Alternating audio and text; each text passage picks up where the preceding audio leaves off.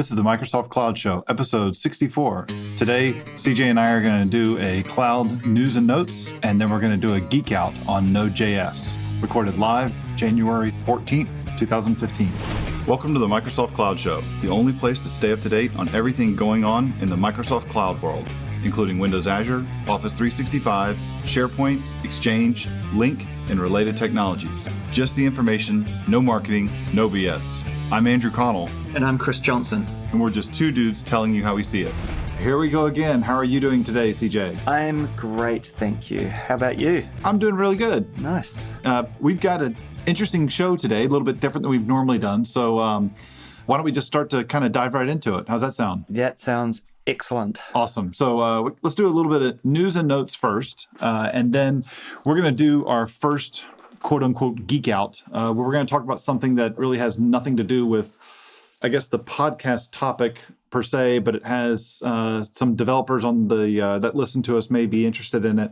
But I will do just an open call. If you guys have any ideas for show episode topics you want to hear CJ and I talk about, please throw them in. I've got a couple ideas too. I thought it'd be kind of fun if we did maybe a Google Hangout or something, recorded it and ripped off the audio from it and published that as an episode one time. I do like a, Microsoft Cloud Show live or something like that. Oh, yeah, that'd be really fun. Yeah, so do something like that. So anybody have any ideas about panels and stuff like that you'd like to hear, people you'd like to hear us get on the show to talk to them, let us know. It's a bit of a slow news time right now at the first part of January, but at any rate.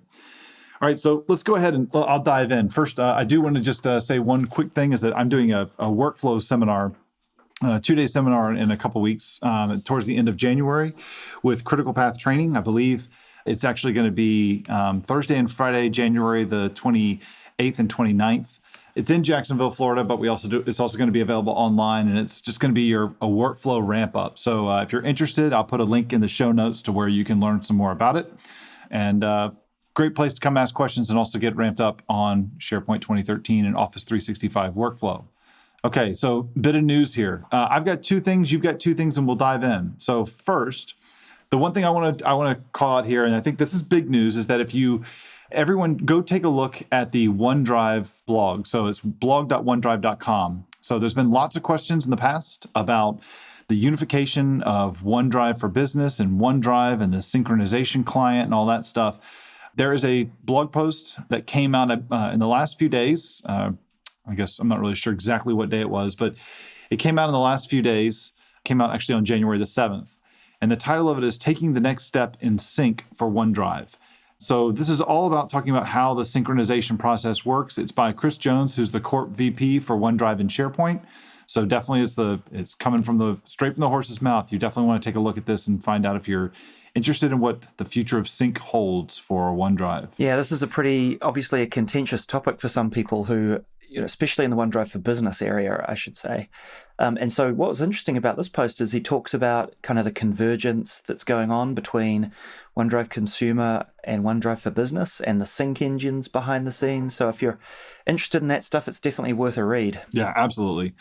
Yeah, so the next bit of news that I wanted to cover briefly is this new thing, this new offering by a SharePoint or Office 365, I'm not sure which one, MVP, by the name of David Mann, which I know I'm pretty familiar with. I think you're familiar with him as well. He's been doing in the SharePoint space for a long time, and he's released this new little newsletter. It's called the Office 365 Concierge newsletter. And what it is a weekly newsletter that Dave puts out. Basically helps you stay on top of what's new in Office 365 in less than 10 minutes per week. That's his pitch. So we'll put a link in the show notes to where you can go subscribe to this. It's a free newsletter you can go subscribe to. I've signed up and I've received one. And from what it looks like is that Dave is basically curating content related to Office 365 and bringing it straight to your inbox to make things a little bit easier to find so you can stay up to date. So cool little offering. It's a great idea. It's one of those, I think that's one of those maybe long overdue. So it's very welcomed. Yeah, I've signed up. I want to, we want to keep on top of the news, obviously. I'm about to go tweet about it. So everybody else should go sign up too. And I'm sure it'll be a nice little weekly digest of what's going on in the 365 world. Absolutely. So how about you? You got anything for us? Yeah, I've got a couple of things. First up, Facebook at Work, it's called. So I think I think I may have briefly mentioned this a few podcasts ago, I should say. But today comes more news that Mark Zuckerberg, the post we'll link to is on The Verge, and it's entitled "Mark Zuckerberg Enters the Office with Launch of Facebook at Work Pilot." It's interesting that you sort of call it a launch and a pilot, but whatever. But the idea here is like, well, hold on, let me take a step back for a sec. How long has it taken Facebook to get into the business game? Like, oh my goodness. It's been years and years and years. I remember talking about this with people in the SharePoint team like 5 or 6 years ago, saying like, when are Facebook going to enter this game? This was when blogging and micro updates, sort of like tweeting and things like that, and micro feeds and things were, starting to become all the rage, right? And so this was before Microsoft bought Yammer. There was the MySite stuff. There was the things that came out in SharePoint 2013 for micro blogging, so to speak, or micro updates through your MySite and things like that, the news feed and bits and pieces. And we were having a conversation. It's like, it's going to, surely Facebook are going to get into this game. Like, it's a complete no-brainer. And then, many years later, probably 5 years later after that conversation, they've finally done it, or at least they're piloting it. And this looks like they're going to launch a version of Facebook, a slightly altered version of Facebook. So there'll be no ads, for example. There'll be a different usage policy, I think, so that companies are probably going to want to know that Facebook isn't going to go sell their data to other people like they do with your personal Facebook. So probably have a different usage policy, and who knows how they're going to, if and how they're going to charge for it. There's no mention of whether it's a paid for service. But the idea is that as a company, you'll be able to go sign up for one of these things, and it'll be a familiar look and feel, familiar sort of functionality. And this sort of stipulates in this article that it will compete with, what Google are doing and what Microsoft are doing with Yammer, what Slack are doing, which is, Slack, if you haven't heard of Slack, you're slacking. You've kind of got your slacking. They're a really cool tool. Like, it's an amazing product, and you should go check it out. It's really, really interesting, and it's taking off, right? They're doing great, especially in the tech world, like the tech startup world. They're doing great. Anyway, so they're going to compete with all of those things, and I'm just like gobsmacked it's taken them this long. Yeah, well, I hear you on the taking this long thing, but as a shareholder, I think they're doing okay. Yeah. So it's nice to see that there's an option they throw in. Hey, I'm still pretty happy with my $35 cost basis that I'm sitting on. Yeah, nice. Well, this could work out very well in that regard, right? Like, if they started charging for this, it's not like they need to grow their brand. No. Well, like, they've got a pretty good brand, well known and everything, and it's whether they can grow their enterprise and business muscle to go sell it and implement it for companies, and then charge for it if they're going to do something like that. It'll be interesting to see where they go with this. Anyway, I thought it was really interesting, very interesting development in the social sort of computing or enterprise social world. Facebook at work. Yeah, exactly. Hey, and the other real quick, it's hardly cloud news, but I thought it was kind of nerdy because it's in a topic near and dear to my heart and yours, which is coffee. And I don't know if it's near and dear. I think it's more like a necessity. Yeah. When I say near and dear, I mean require it to keep your heart working. Jony Ive's secret coffee ritual. So one thing that cracks me up about living in the US is how god awful the coffee is here. And this was a funny little news item I came across about Jony Ive, who's the head of design at Apple.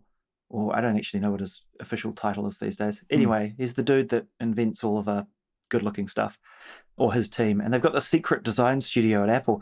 But it turns out they've got a badass coffee machine. And we'll link to it in the show notes. But it was really interesting talking about they have these big design sessions twice a week for like 2 mornings or something, for like 3 hours.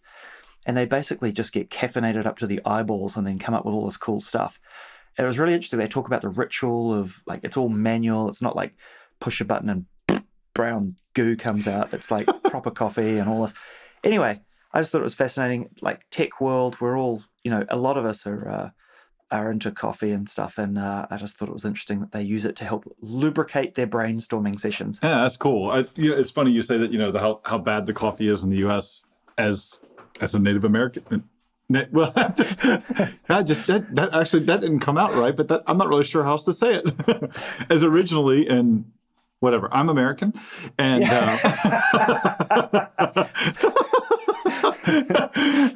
so I'm American, and I don't know any better. I mean, I've had bad coffee, I've had good coffee. I think I've had good coffee. I'm not a fan.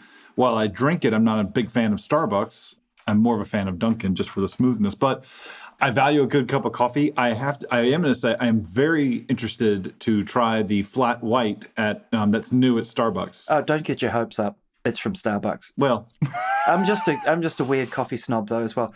Hence why you have got to have a decent machine at home if you're into espresso and doing that sort of stuff. Cool. Hey, this episode we are trying something new. And I'm really curious to see what the analytics come back with this in turn over time to see how people like it, what they say. And I'd love to get feedback from people on this too. So there's a couple things. We're going to do this thing called a little geek out. And it's by far not by any means, this is not an original idea. I know that the guys over at the .NET Rocks, Carl Franklin and Richard Campbell, they do this on occasion. But the idea here is that, we're just going to pick something that is kind of close to one of us. And I like this one because one of us has a little more experience with it than the other one. And so we can kind of educate a bit. And it may be interesting to some people. So I'll be the noob. Yeah. So what we're going to do is we're going to talk about something called Node.js. And so I would classify this primarily as a developer topic. I would not say this is so much an Office 365 or an Amazon or an Azure or a Google topic. Although it applies to all of those, but it's not an Office 365 newsy kind of thing. Yeah. So I think with that, we'll serve the roles here, and you'll be the noob of Node.js. Sounds good. And I'll be I don't want to call it the subject matter expert, but at least in the context of this episode, I'll be the subject matter expert. Somebody that knows something. Yeah. So I've been spending a lot more time with Node.js over the last few months. And let me just start out by everything I'm saying. I'm not going out and saying I don't like .NET or I don't like Visual Studio or I don't like Microsoft. This is, to me, all of this stuff, we all have toolboxes, and what do we have in our toolbox and what are we building? It's to each their own. I personally have absolutely zero interest in doing mobile development, but I know that people are doing great work with mobile development. It's not me passing judgment on it or saying it's bad. It's just, hey, personal preference. Yeah. So while we do this, I'm going to try to draw some analogies too with the .NET of the Microsoft world, because I think that would help some people in terms of the context, because I've seen some people have some of those challenges with this. So I guess why don't I just kind of kick it off real quick and just kind of say, like, what is it and what's the appeal? How's that? Yeah, I was just going to say, give us a little background on, like, for me, I know the real basics. Like, I know kind of the premise of what it's used for and things like that. But for those listening, they've probably heard the word because it's been thrown around a bunch recently. But why don't we just, if you wouldn't mind, just starting from zero and give us the quick pitch on what Node.js is and what sort of use you'd use it for. Sure. So and this will also kind of tie into an article that I'm working on for my blog that kind of talking about my life of getting into JavaScript. I was one of these people 2 years ago, that I said I absolutely hated JavaScript. I was a C# kind of guy. And right now I think I've made a complete turnaround and I absolutely love it. So we all know what JavaScript is. It's the language that we use basically to build client-side solutions. That's the gist of it. What Node.js is that these people went in, I think it was back in 2009, what they did is they built this thing called Node.js, and they used like C or C++ to build a JavaScript runtime, but it works not in the client, it works on a server. So it can work on your laptop, it can work on a server, it can work in the cloud, whatever. And when they built it cross-platform from the get-go. So you can go to the Node.js website and you can get the installer for Windows, for OS X, for Mac, or for Linux. The cool thing about it is that with the exception of standard path-based stuff, so Windows C:something on Mac, there is no drive. It's just it's a volume. Yeah. With the exception of that stuff, everything is the exact same. So that's the gist of what Node.js is. Now, the rest of the stuff we're going to talk about is kind of like what is so appealing to it for me. Why do I like it? Okay. Yeah. So let me just give you just my quick little appeal, and then we can go into things like the client side, the server side, the mobile, the desktop, the ecosystem, stuff like that. So to me, the appeal of this, why did I start getting into it? Why did I explore it? Well, I mean, first, one thing is it's a new kind of a thing. So there's a bit of a curiosity to it. But there was some news around Node.js that really, or I'll just refer to as Node, that really caught my eye. And specifically, there are some articles that go around that talk about how Netflix, PayPal, Groupon, and Walmart have completely changed their platforms over to working on Node, or at least having a Node aspect to them as well. Interesting. The big one was Walmart. So Walmart, I can't remember, it was like 2 years ago, I think. This is the big case study that really made me open my eyes. They rewrote their front end, their e-commerce front end on using Node, and they redeployed it.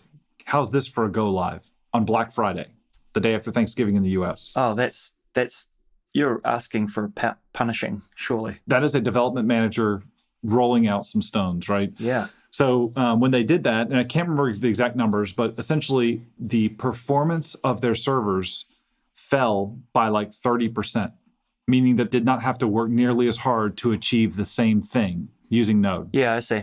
Less resource usage. Yeah, exactly. Yeah. 30%. Yeah, so it's a good thing. It's, when I say that the performance fell by 30%, that's a good thing, right? Yep, gotcha. Now, so that kind of got me interested in it a little bit. And then there was a couple other things that were interesting to it for me. So first of all, I was a little bit frustrated as being somebody who's, that uses, has a Mac and that uses OS X primarily. I was frustrated that the only reason I ever felt like I had to fire up a virtual machine was to go into Visual Studio to get some development done. Yeah. It's working in a VM. To me, it just sucks. I mean, there's no good thing about it, but it still just sucks. It's nothing like native. And so I was looking at like what options were available. I tried, playing with Xamarin, which would work with, I could do C# over there, strongly typed stuff. Yeah. But the more I kept looking at this, Node kept coming up. And the thing that really appealed to me about it was the fact that, JavaScript is by far the most popular language in the world.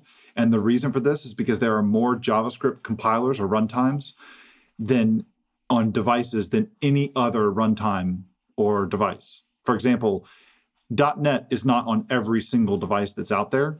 .NET is coming to OS X. .NET is coming to Linux. .NET is obviously on the Windows platform. It's on Windows Phone. It's on, if you're doing microcontrollers, it's on like NetDuinos.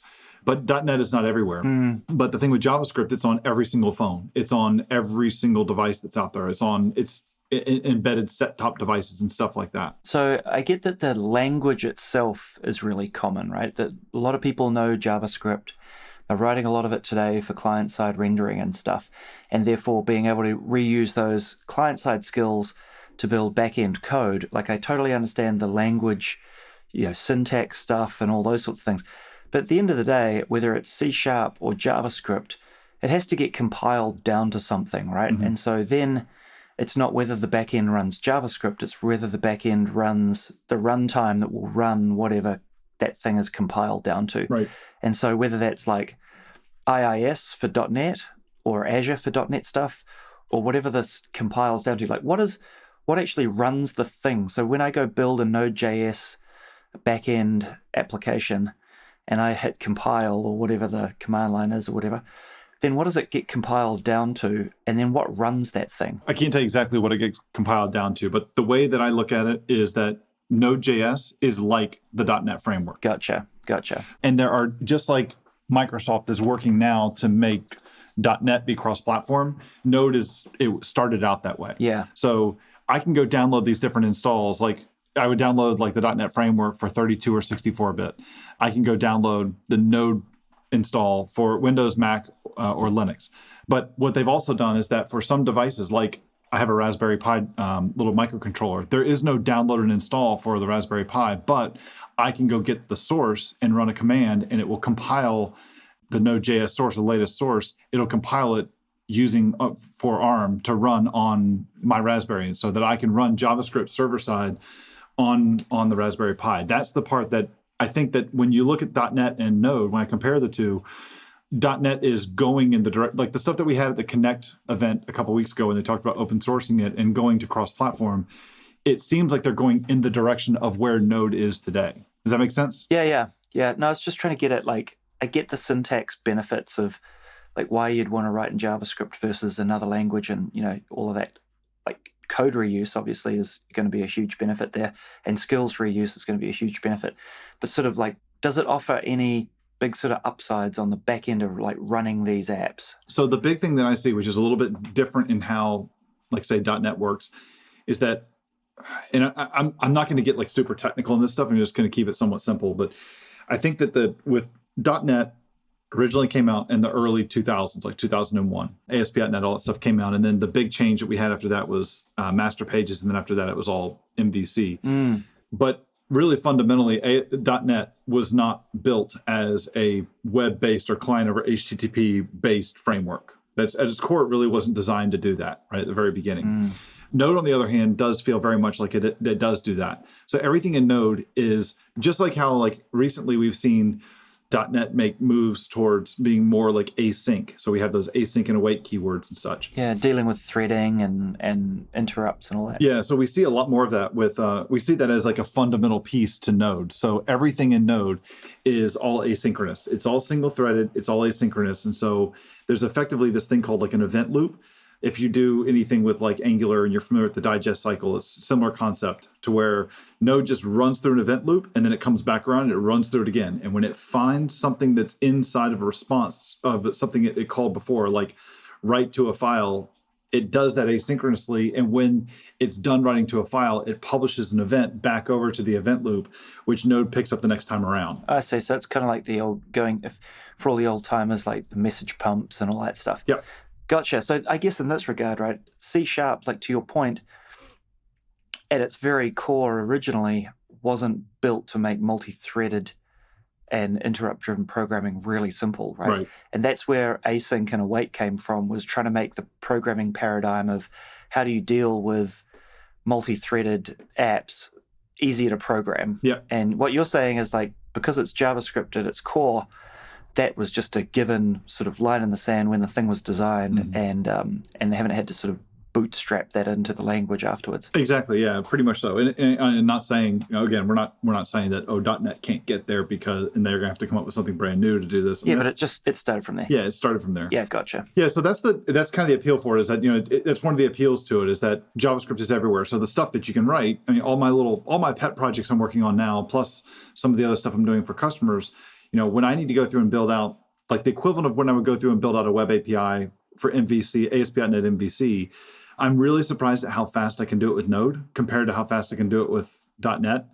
I mean, part with tooling. It's a lot more command line driven, a lot more code driven, there's no wizard based kind of thing. Sure, yeah. But I find that you get a lot more control with that. And so the thing that kind of is curious to me is that, how many of the enterprise developers are more familiar with like wizard-based approach kind of development than the more kind of command line-based stuff and all code-based kind of stuff. Think about it like this. If you're going to build an app for C#, you build a console app. If you want it to be like a web application, you don't start with a console app. You start with a web application that's going to run an IIS.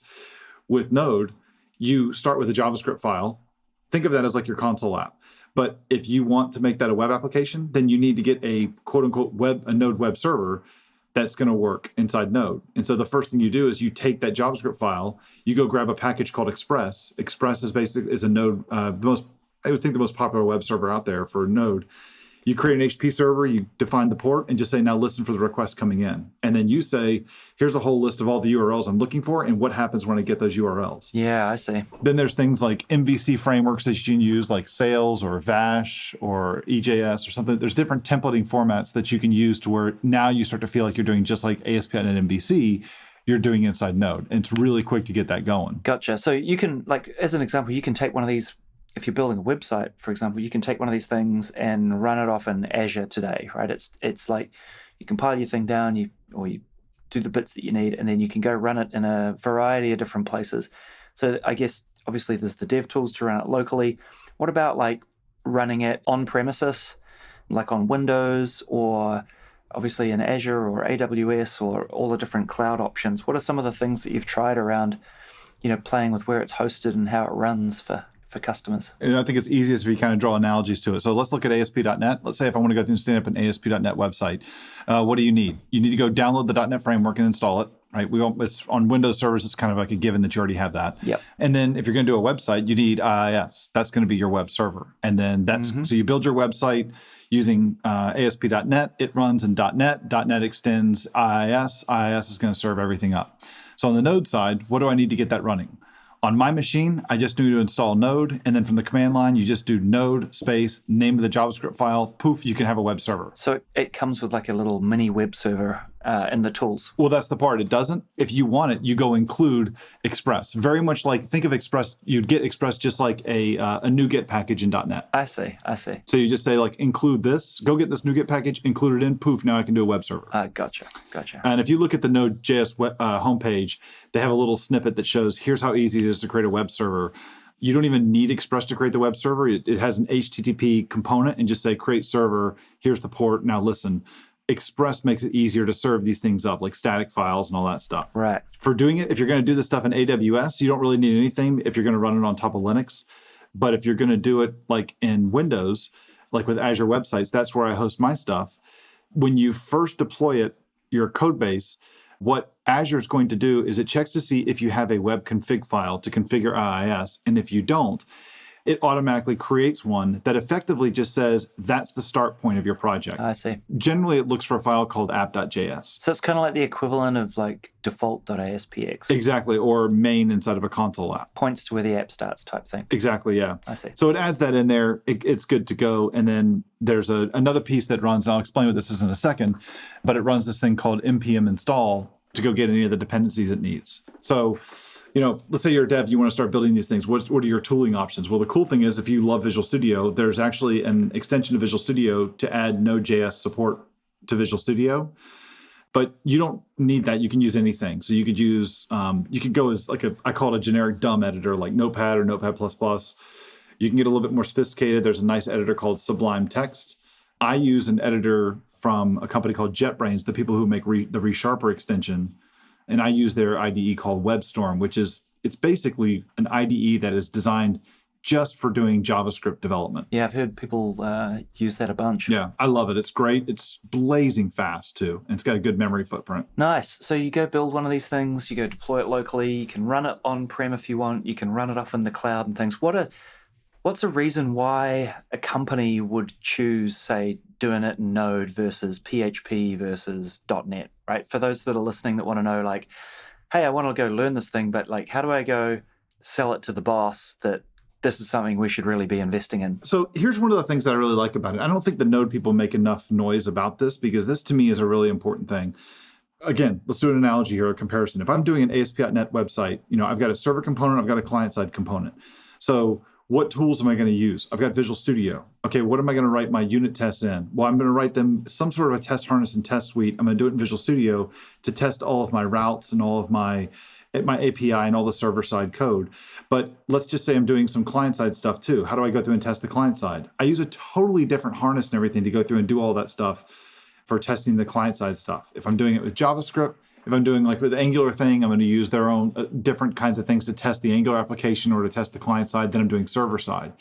Here's the reason I like it so much. One of the reasons I really like Node and that it's been a really easy sell to people.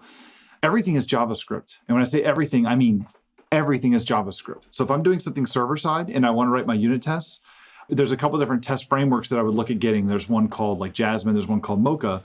But the test that I write using Jasmine, I would write the same test for my server-side code that I write for my client-side code. If I want to do any kind of like an assertion library, there's popular ones called should or chai, then get it like Mocha and Jasmine, the Mocha and Jasmine, and there's one called called chai. So chai, it just helps you do like different assertion things and, this should equal this or this, this should be greater than this. Those libraries, I use write the same kind of test client-side that I write server-side. If I want to stub stuff out, there's something called sign-on.js, which is good for stubbing and mocking and stuff. Everything is the same client and server side. In .NET, when I want to go through and have some sort of an automated build process, right? So I want to say, compile this down, build this, take these things, move it over here. We have something in Visual Studio called MS Build, and it's an XML-based task runner, essentially. It says, go do these things. Maybe run these, compile it, then run these tests, then do this, then do that. On the Node side, we have two different tools. One's called Grunt and one's called Gulp. It's the corniest names for all this stuff. That's developers for you. Oh, yeah. Grunt is more like MS Build in the sense that it's very configuration driven. But the one that I like is called Gulp. And what I do is I write my tasks using JavaScript to tell the Gulp engine, here's what I want you to go do to my JavaScript-based app to go test it using these JavaScript tests that I've written. So like everywhere I look, everything is JavaScript. There's no XML. There's no different framework written. There's no different tooling I have to use.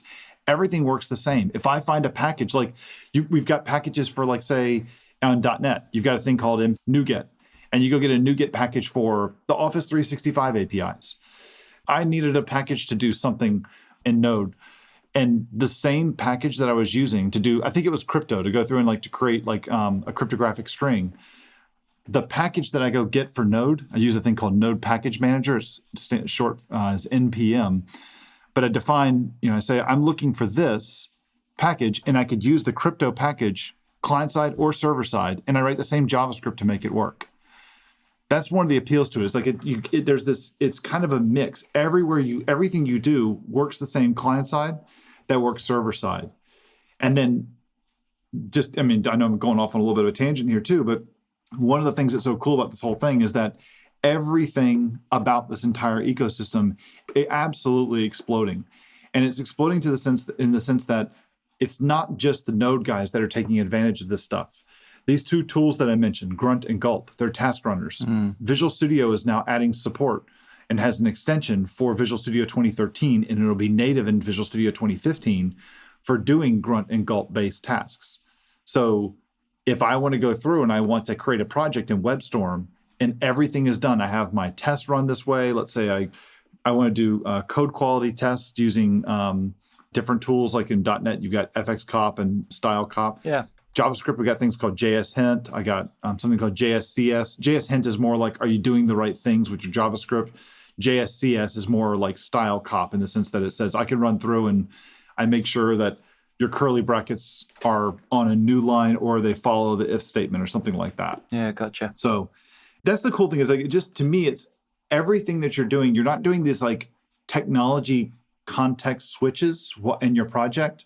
If you're client or server side, you're doing everything kind of stays the same. Everything is all driven using JavaScript. It's really interesting. I've been more and more surprised at how much support there is across the different platforms. I've run into zero problems in Azure running Node.js too. So I love seeing where these things come from. Like they come out of the developer community and start getting adopted, and then somebody else will chime in and start adding these other things, and then building adapters and building adapting other frameworks and things to work with them, and build tools and IDE tools and all. It's really cool to see where it all comes from. It's fun. I mean, like I said, it is.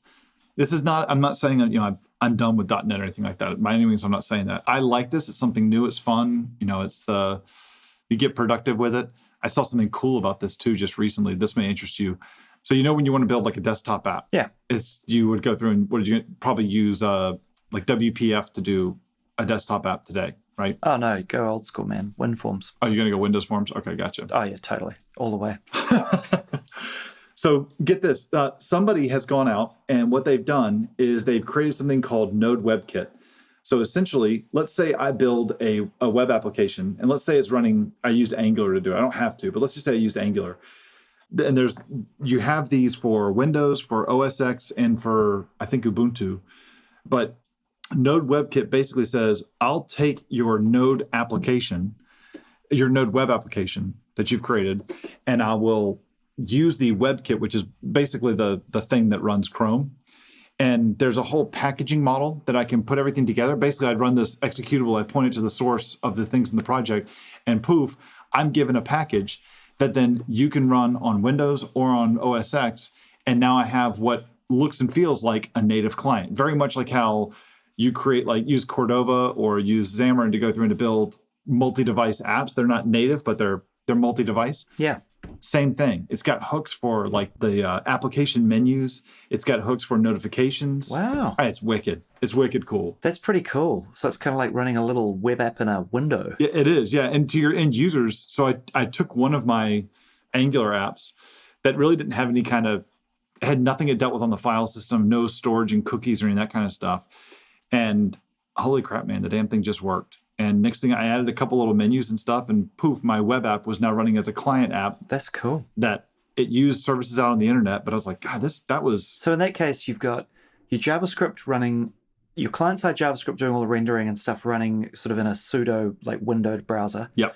And then you've also got the server end of your app running in the same process, right? Yep. That's hosting that browser. Yep. But it's sort of running in the background.